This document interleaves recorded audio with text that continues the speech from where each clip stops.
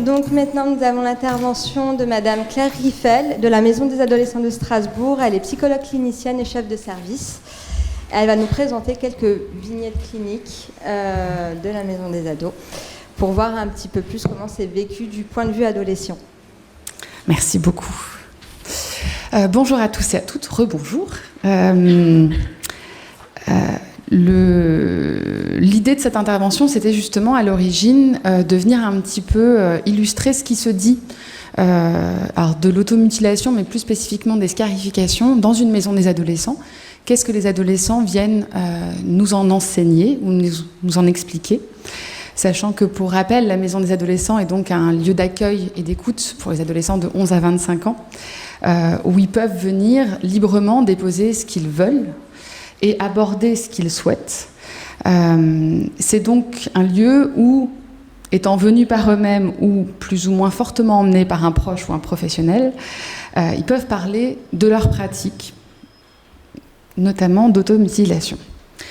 L'idée de l'intervention d'aujourd'hui, ça va être de proposer un espace de partage et de réflexion à partir de quelques éclairages, en essayant plus précisément de focaliser l'attention sur la question des scarifications. Alors il va malheureusement y avoir quelques redites, j'ai l'impression, avec l'intervention précédente, avec la spécificité qui est toujours celle du croisement de disciplines. On a beau parler de la même chose, on n'utilise pas tout à fait les mêmes mots ou le même angle dans la manière de les parler. Et du coup, par rapport à cette intervention, je tiens à remercier les professionnels de la Maison des adolescents qui l'ont enrichi à partir de vignettes cliniques que vous reconnaîtrez au fur et à mesure. Pour commencer, en fait, justement, en bonne élève, j'ai voulu commencer par des éléments de définition. De quoi on parle, en fait ? C'est quoi l'objet de cette intervention ? Et du coup, de commencer par ce terme d'automutilation. Qu'est-ce qu'il veut dire ? Comment on l'utilise ? On le définit comme un comportement autodommageable qui se caractérise par des blessures délibérées, auto-infligées sur des surfaces corporelles sans intention suicidaire. Et déjà là, en fait, selon les définitions, la question de cette intention suicidaire, elle est plus ou moins intégrée dans la définition de l'automutilation. Il y a des personnes qui en font une frontière nette en disant qu'il y aurait une délimitation claire entre l'intention suicidaire et la non-intention suicidaire dans l'automutilation, et des personnes qui créent une troisième catégorie avec intention suicidaire, non-intention suicidaire ou absence d'intention suicidaire ou absence d'intention suicidaire consciente. L'automutilation, de manière générale, est plutôt considérée comme un symptôme qui est associé à d'autres troubles tels que la dépression ou les troubles du comportement alimentaire, la personnalité borderline, l'anxiété. En fait, elle apparaît comme symptôme dans un ensemble de tableaux. Sa forme la plus courante est la coupure auto-infligée, qu'on nomme souvent scarification, mais la définition d'automutilation inclut généralement aussi les coups, les brûlures, les griffures, les morsures et autres atteintes corporelles infligées à soi-même. Du strict point de vue étymologique, l'usage du mot automutilation est discutable, pour les scarifications notamment, car le latin mutilare renvoie à la section irréversible d'un membre ou d'un organe. Mais il a largement été adopté de nos jours pour décrire des comportements à la gravité et à la finalité variables. Certains impliquant une mutilation irréversible et d'autres une lésion corporelle ne persistant que quelques dizaines de minutes. Dans tous les cas, les blessures sont infligées par la personne elle-même sans l'intervention d'un tiers. Et c'est cette dimension de l'auto qui va souvent définir ce concept. Et du coup, les scarifications. Les scarifications désignent une pratique qui consiste à se marquer volontairement le corps, le plus souvent à l'aide d'objets tranchants, comme des lames, des compas, des aiguilles, des morceaux de verre. Je suis sûre que dans votre pratique, la variabilité des objets utilisés vous est connue. Sur des zones différentes du corps, et alors il y a toujours un intérêt à voir sur quelle zone du corps, mais généralement des zones discrètes, les avant-bras, les cuisses, parfois le ventre, avec des marques qui peuvent prendre la forme de motifs, de dessins ou de lignes, parfois répétées. Madame Lecor est revenue dessus, les scarifications en fait recouvrent un ensemble de pratiques très différentes. Il y a des scarifications qui sont pratiquées à but médical, et ce depuis l'Antiquité. On parle également de scarification. Et la question dans certaines sociétés et cultures de la scarification comme s'inscrivant dans un rite de passage. Et la question actuelle aussi de la scarification ornementale, et alors la distinction a très bien été faite en cette griffure et cette signature, dans la démarche et ce qu'elle sous-tend. On n'est plus du tout sur les mêmes formes de scarification et on ne va plus du tout ni les interpréter ni les accompagner de la même façon. Sachant que pour la scarification ornementale, on arrive dans le champ des modifications corporelles, donc l'idée d'une transformation localisée ou étendue du corps d'un individu au moyen d'une pratique et dans un but ayant un caractère culturel, identitaire. Du coup, scarification dans tout ça, du grec, alors excusez-moi, mon grec n'est pas très frais, scarifeien, qui veut dire inciser, du latin sacrificare, qui veut dire sacrifier, et scribere, qui veut dire écrire. On retrouve donc à la fois une forme de sacrifice, une tentative d'écriture et une manière de donner une forme visible, d'inscrire l'indicible. On reviendra sur les fonctions que peuvent avoir les scarifications, mais on voit bien que même dans l'étymologie, ces différentes dimensions sont déjà présentes. La terminologie en matière d'automutilation et de scarification fait débat. La diversité des termes utilisés traduit la diversité des pratiques et des significations. Autour des termes scarification et automutilation, majoritairement utilisés dans la littérature psychiatrique et psychopathologique française, pour décrire ces incisions délibérées, gravitent une multitude d'autres termes. Effraction cutanée, entame corporelle, auto-agression, blessure auto-infligée, incision. En regardant cette multitude de termes de plus près, on peut noter que certains d'entre eux semblent décrire l'acte, d'autres l'intention liée à l'acte, l'auto-agression, auto-infligée, tandis que la polysémie du nom automutilation rapproche les actes d'entaille de ceux plus radicaux de coupure irréversible de membres du corps.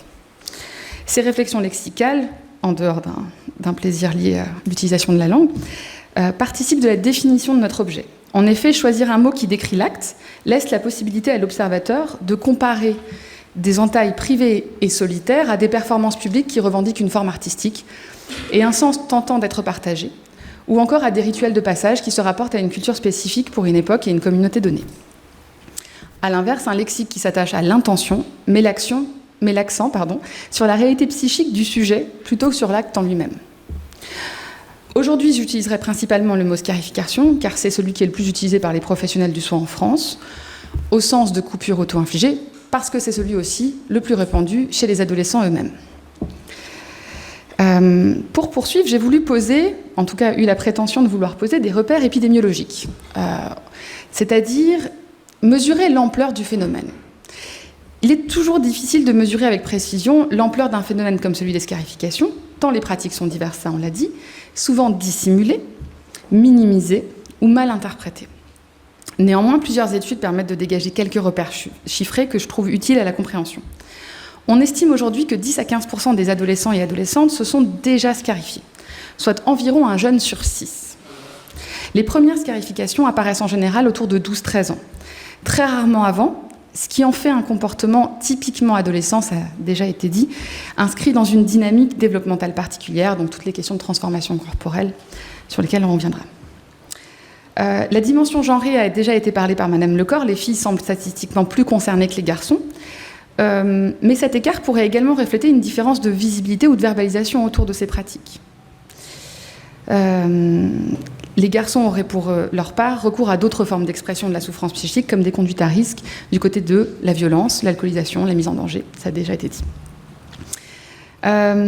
Ces dernières années, de nombreux professionnels de terrain témoignent d'une impression d'augmentation du recours aux scarifications chez les jeunes. Cette perception, si je la partage, mérite néanmoins d'être nuancée. D'une part, l'attention accrue portée à ces comportements favorise leur détection. À savoir que j'ai fait l'exercice d'avoir cette conversation à table avec des collègues hier, de savoir, mais toi, quand tu étais adolescent, adolescente, est-ce que tu avais entendu parler est-ce que tu avais autour de toi, ou est-ce que toi-même, tu avais recours à la scarification? Et où on se rendrait compte d'un effet générationnel, qui était que les personnes les plus âgées à table avaient l'impression de n'avoir jamais connu de personnes qui avaient recours à la scarification, voire même une personne expliquait que maintenant, en tant qu'adulte et avec tout ce qu'elle sait, elle arrivait à poser ce mot-là sur un comportement qu'elle avait observé chez une amie à l'époque, mais qui n'avait jamais été parlé en ce sens. Et donc, elle nous expliquait qu'une amie à elle prenait un crayon qu'elle taillait le plus possible jusqu'à pouvoir s'entailler la peau avec. Mais qu'à l'époque, il n'y avait pas de mot pour désigner ça, il n'y avait pas d'alarme autour de ça, et que donc ce comportement n'était pas visible, et qu'elle-même ne s'en était pas alertée. Les professionnels de santé, les enseignants, les infirmières scolaires sont aujourd'hui davantage formés et sensibilisés, ce qui facilite l'identification de ces pratiques et l'alerte. Par ailleurs, les définitions se sont affinées, englobant une diversité de formes d'automutilation autrefois invisibilisées. Là, je prends l'exemple de cet élève avec son crayon qui viendrait s'entailler la peau. Est-ce que ça a alerté il y a 20 ans, il y a 30 ans? Est-ce que ça alerte aujourd'hui? D'autre part, on a des chiffres officiels comme ceux de l'adresse, l'étude de 2024, qui confirment en tout cas que le nombre de filles de 10 à 19 ans hospitalisées pour automutilation a doublé. Et on retrouve là la question de qu'est-ce qui alerte et est-ce qu'il y a plus d'alertes autour de ces situations d'automutilation que par le passé.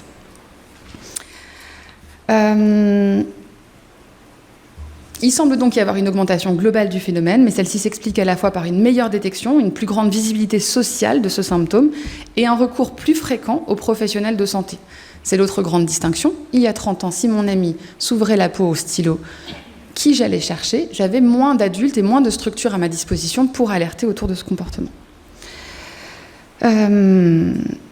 Au-delà de ces chiffres, il convient d'interroger la dimension sociale et culturelle de ces comportements. Ça a déjà été très bien dit par Madame Lecor, c'est-à-dire qu'il y a des invariants, mais la forme va changer en fonction d'une époque et de ce qu'elle offre aussi comme possibilité d'expression.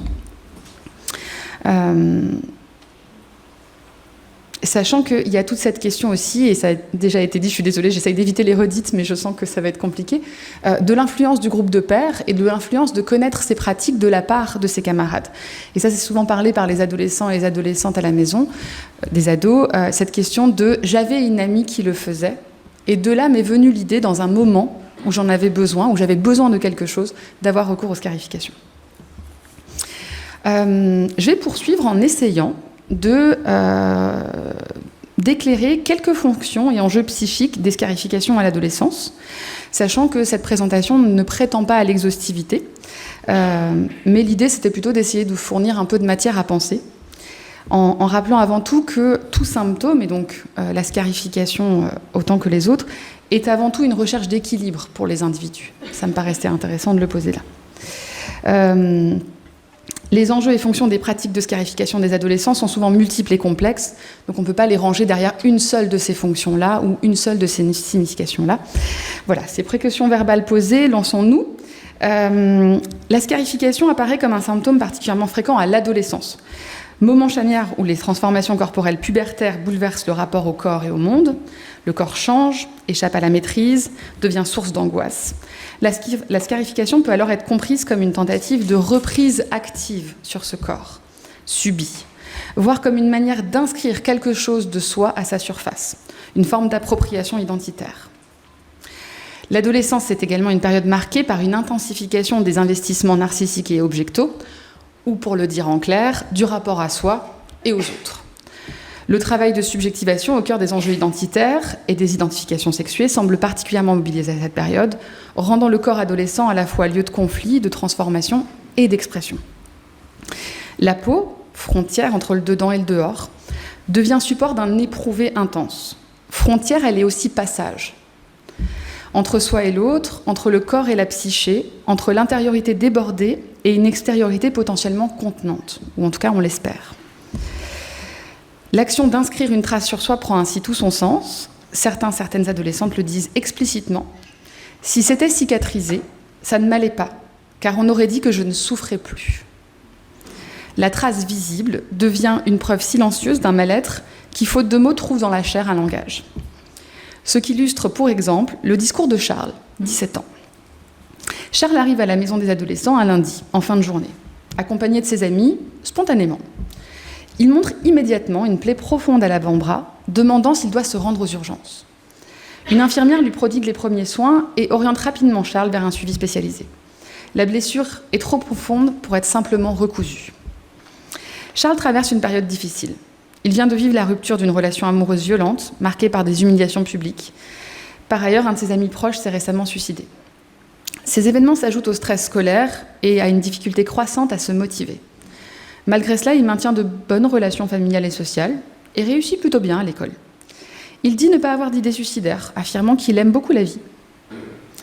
Charles décrit un mal-être fait de tristesse, de colère, de sentiments d'injustice, accompagné d'insomnie et de rumination. Ces scarifications surviennent en réponse à une surcharge émotionnelle. Il se coupe, seul, au couteau, principalement sur les avant-bras. Ces passages à l'acte procurent une forme d'anesthésie et un soulagement temporaire, même s'ils restent destructeurs pour son corps. Il expose ses blessures volontairement, les montre, les touche lorsqu'il parle.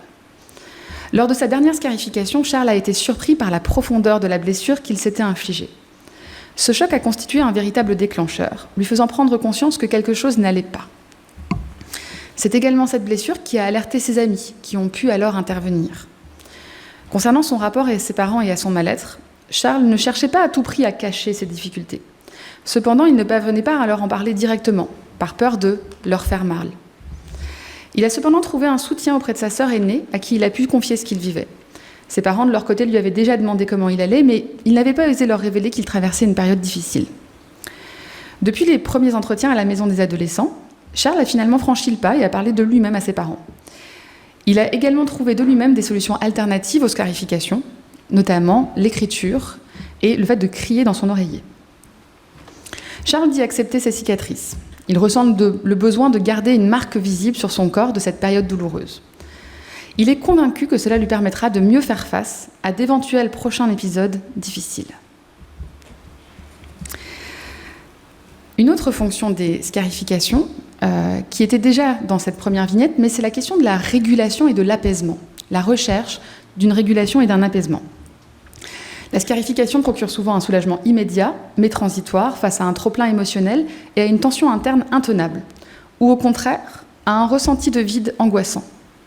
Elle permet un temps de remettre du mouvement là où l'affect était resté figé, de sentir quelque chose, de reprendre prise sur un état psychique confus ou envahissant. D'un point de vue clinique, elles peuvent s'inscrire dans un processus de régulation émotionnelle, face à une souffrance intérieure difficile à verbaliser. Le geste scarifiant agit comme une tentative de soulagement, un moyen de canaliser une angoisse diffuse, un trop-plein émotionnel, ou au contraire une sensation de vide. Cette régulation passe par une mise en acte du corps, où la douleur physique joue parfois un rôle d'ancrage et de réassurance, permettant d'éprouver ses limites et de reprendre contact avec soi. Ce qui illustre fort bien les mots de Linda, 23 ans.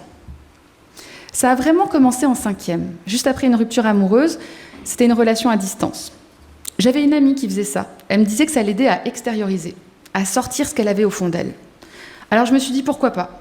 Je savais que c'était mal, interdit même. J'en avais conscience, mais j'avais besoin de sortir toute cette tristesse. Je me souviens que c'est avec un Opinel que j'avais gagné à la foire avec ma sœur que je l'ai fait. Ce qui est drôle, c'est que j'ai toujours eu peur des objets coupants. Alors me retrouver avec ce couteau, c'était un peu surprenant. Peut-être que c'était pas si spontané que ça, finalement. Je faisais ça sur mon bras gauche. À ce moment-là, je me scarifiais souvent, parfois même tous les jours. C'était un soulagement. J'avais l'impression que ça me faisait du bien, même si en même temps je culpabilisais parce que je faisais du mal à mon corps, que je mettais ma santé en danger. Je suis hématophobe. Pourtant, voir le sang me satisfaisait d'une drôle de manière. Peut-être que cette peur jouait aussi un rôle dans tout ça, dans le fait que je continuais. J'ai aussi essayé de me brûler plusieurs fois, mais c'était différent. Ça ne me procurait pas les mêmes sensations.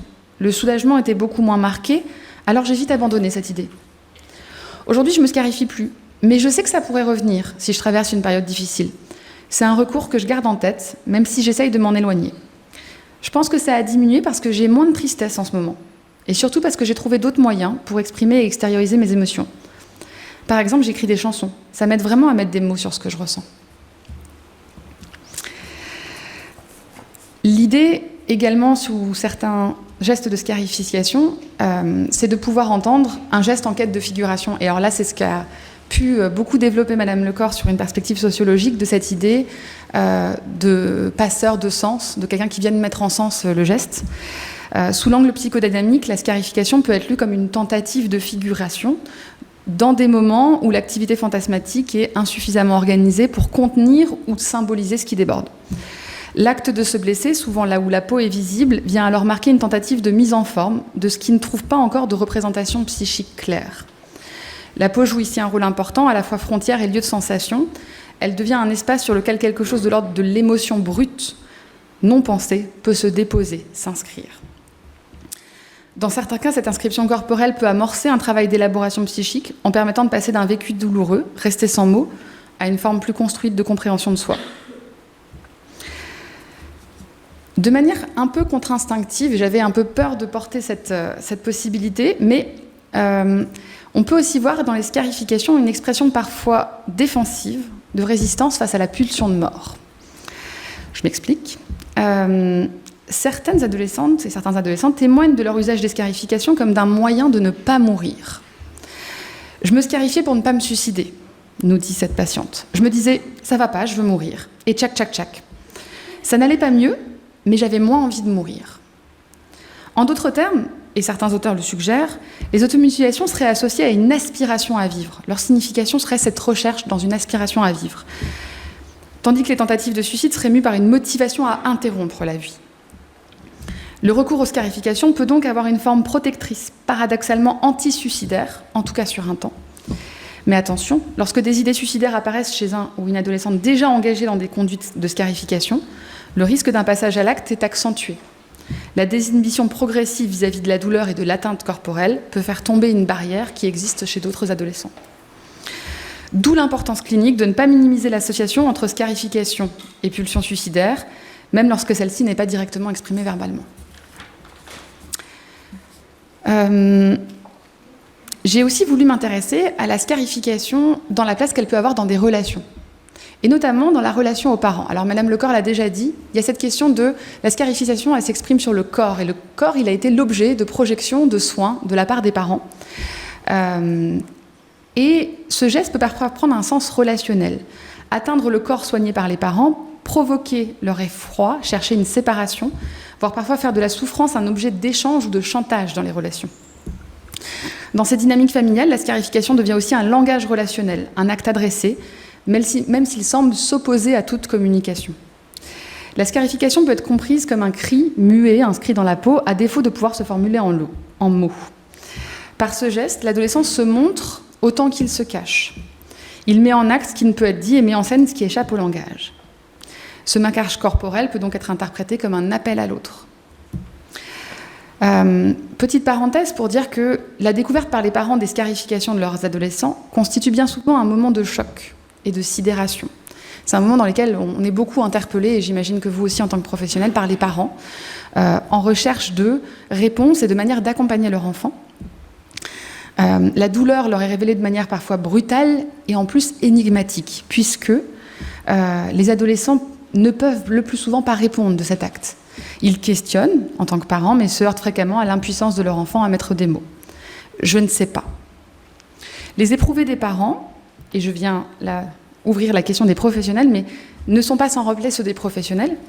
Il me paraissait important ici de nommer les spécificités des scarifications dans les ressentis qu'elles pouvaient susciter chez les professionnels, tout autant que chez les parents, de par leur importance dans la qualité de l'accompagnement qu'on peut ensuite proposer. En tant que professionnel, être au clair avec ce que nous renvoient les scarifications, ce qu'elles nous font ressentir, ça nous permet d'être beaucoup plus à même d'accueillir ce qui vient de l'adolescent.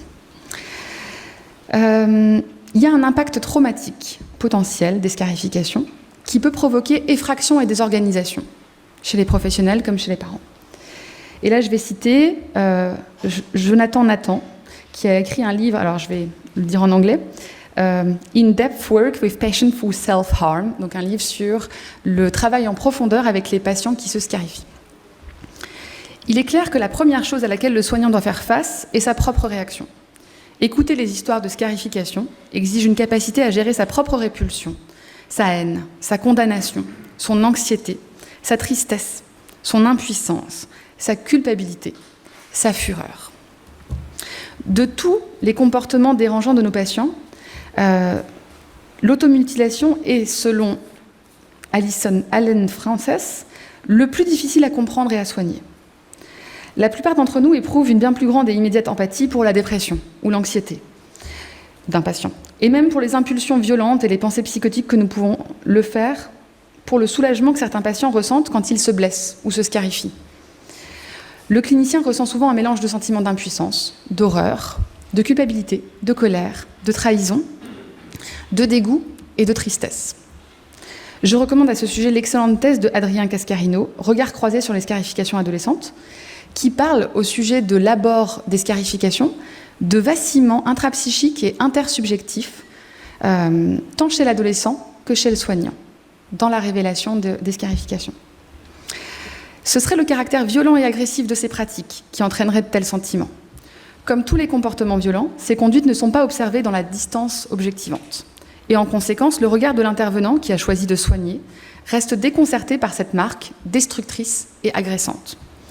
L'angoisse des soignants peut aussi plus simplement être expliquée par le risque inhérent à la scarification d'une évolution vers un comportement suicidaire.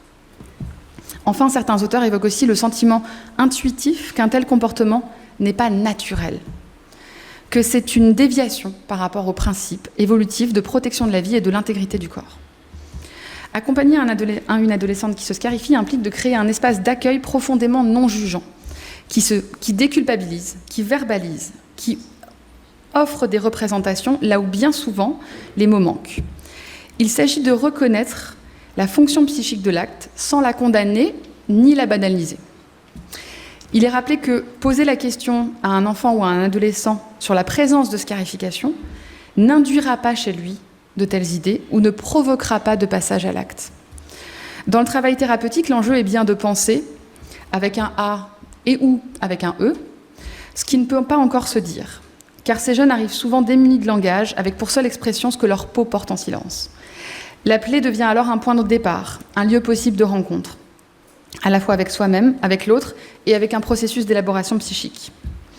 C'est la rencontre, et je vois là complètement ce qu'en disait Madame Lecor, avec un tiers qui soutient la recherche de sens et de symbolisation. Dans l'écoute clinique, il peut être intéressant de s'attarder sur l'histoire de ce symptôme. Comment cette pratique a-t-elle émergé? Dans quelles circonstances? Quelle réaction cela a-t-il suscité en soi, chez les autres? À quel moment et à qui l'adolescent a-t-elle pu en parler pour la première fois? Ces éléments permettent de restituer la scarification dans une histoire singulière, de lui redonner sa valeur de symptôme, c'est-à-dire de support d'un sens à découvrir, porteur d'une histoire, d'une fonction. Accompagner ces jeunes, c'est donc les aider à déplacer progressivement la trace de la peau vers le mot, de l'attaque vers le lien. Ce qui illustre bien la vignette suivante. 2021. Gaëlle, 17 ans, vient à la MDA sur conseil d'une amie. Confiée à l'ASE pendant une période et placée durant l'enfance, elle a déjà été accompagnée par un service de psychiatrie infantile. Il en résulte une méfiance, voire une défiance à l'égard des adultes et surtout de ceux qui souhaitent l'aider. L'entretien peut se faire en présentiel, entre 2 périodes de confinement. À cette époque également, j'ai des comptes professionnels sur différents réseaux sociaux que je partage aux jeunes que j'accompagne. Gaëlle vient plusieurs fois en entretien pour exprimer son mal-être, ses idées noires. Elle évoque régulièrement les scarifications qu'elle se fait sur les avant-bras. Elle porte toujours des manches longues et refuse de les montrer. Lors d'un entretien, Gaëlle dit aller de plus en plus mal, avoir envie de se scarifier plusieurs fois par jour.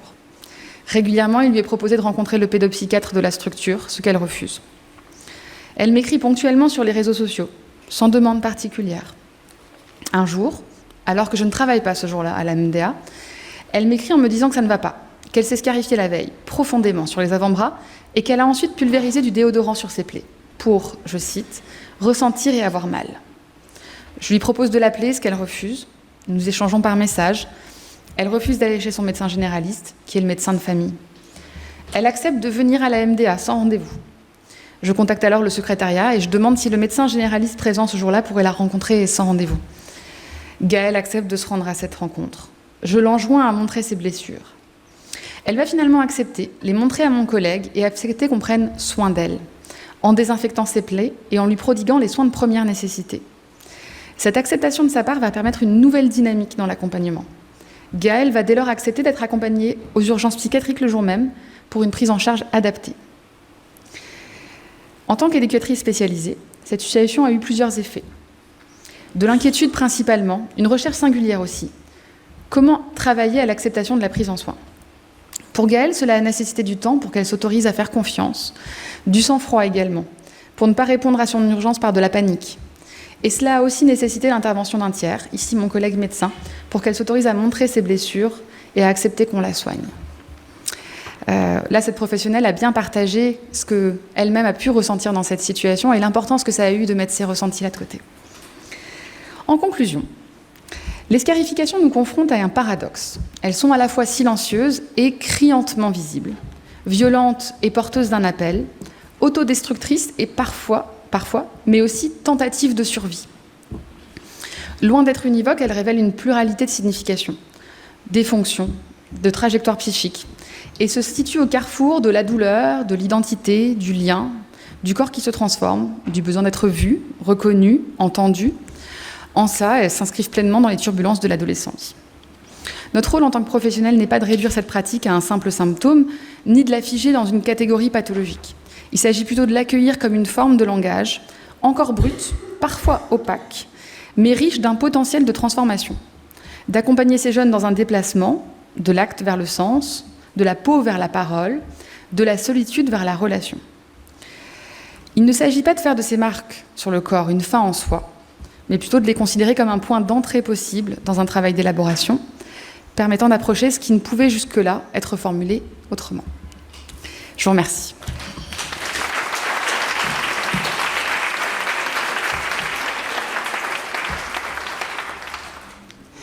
Oui, c'est une question que j'aurais peut-être dû poser à l'intervenante précédente, mais vous avez peut-être des informations là-dessus.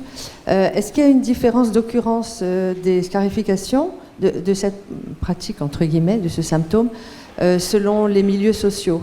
Parce que, par exemple, pour l'anorexie, tout à l'heure, il en a été question. Il y a un article de Claire Scodarello, je crois, Scoradello, je ne sais plus, qui est une sociologue et qui explique que l'anorexie, c'est un milieu social majoritairement défini, c'est-à-dire cadre sup, profession libérale, milieu entrepreneur, etc. C'est pas exclusif là encore, hein, mais ça donne des indications aussi sur le sens du symptôme qui est lié aux exigences et aux valeurs qui sont portées dans ces milieux-là, enfin en tout cas qui sont beaucoup plus présentes. Et donc je me demandais si la même chose existe pour les scarifications. Alors effectivement, je ne pourrais pas vous faire une réponse de sociologue, du coup je vais vous faire une réponse de psychologue, qui est que, en tout cas, moi, j'ai l'impression qu'il y a toujours quelque chose d'intéressant et une signification qui peut être intéressante à faire émerger dans le lieu de pratique des scarifications, et notamment dans les lieux dans lesquels cette pratique a émergé pour les premières fois. Pour donner un exemple un peu extrême, dans les cas des tentatives de suicide, il y a toujours une signification extrêmement forte des lieux choisis et de à quoi elles se rapportent. Et notamment quand on voit les questions de souffrance au travail et du coup de suicide sur le lieu du travail, il y a beaucoup de jeunes qui, à la Maison des Adolescents, me parlent de scarifications qui ont débuté en milieu scolaire. Et moi, je trouve ça toujours interpellant sur justement toutes ces questions autour de la pression scolaire ressentie, de la manière dont ce lieu-là est convoqué. Et c'est dans ce lieu-là qu'a émergé la scarification. C'est pas du 100%, mais en tout cas, c'est intéressant de s'intéresser à dans quel lieu ça a lieu. De la même façon que dans les discussions et dans les entretiens, quand les adolescents parlent du lieu dans lequel ils pratiquent la scarification chez eux, il y a à la fois des considérations très pratiques de quelle porte peut se fermer et puis qui nous renseignent un peu sur les espaces d'intimité qu'ils ont à leur disposition. Mais il y a aussi parfois d'autres considérations qui sont partagées et c'est toujours intéressant parce qu'il y a souvent là aussi des significations qui leur sont propres. J'ai en tête, pour exemple, une adolescente qui avait choisi de se scarifier dans sa cabane d'enfants. Et dans l'accompagnement et dans le déploiement un petit peu des enjeux, en fait, la question pour elle était beaucoup autour de cette transition de son corps d'enfant à ce corps d'adulte, de cette place d'enfant dans ses relations à une place d'adulte. Et c'est la tristesse liée à ce renoncement-là qui l'a débordée et qu'elle essayait, par ce geste, d'exorciser dans sa cabane d'enfant, dans son jardin. Donc, très grand merci à Madame Riffel pour son intervention et votre écoute.